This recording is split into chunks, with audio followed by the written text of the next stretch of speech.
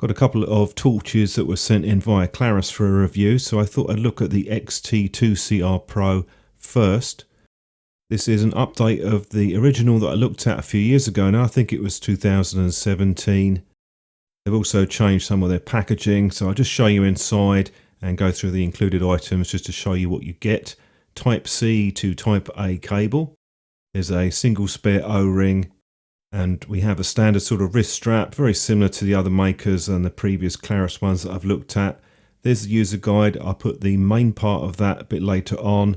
And it does come in a holster, so I'll just show you that quickly.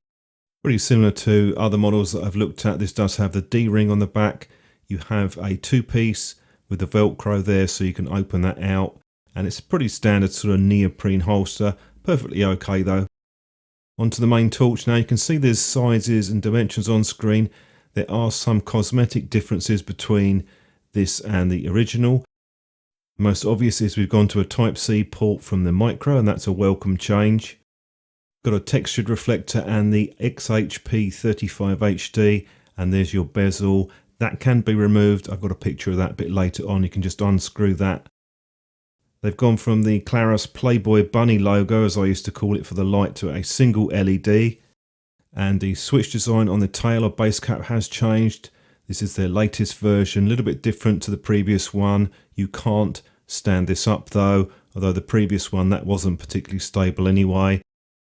Unscrew this just to show you the battery. We've got a 3100 milliamp hour high drain cell.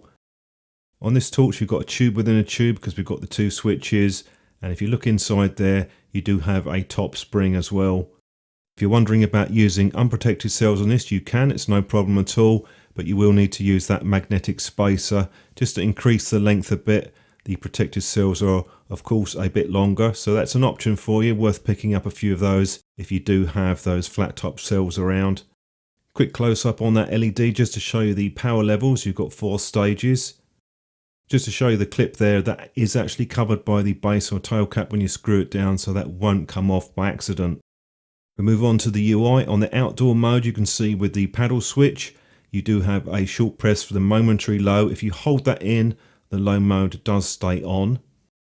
Your main switch, that controls your momentary. It always comes on in the turbo mode, and obviously a full press, that locks it in place. To get to your SOS, when it's on, hold the paddle switch about 3 seconds and then that will engage the SOS. That's a lower power output than the main strobe.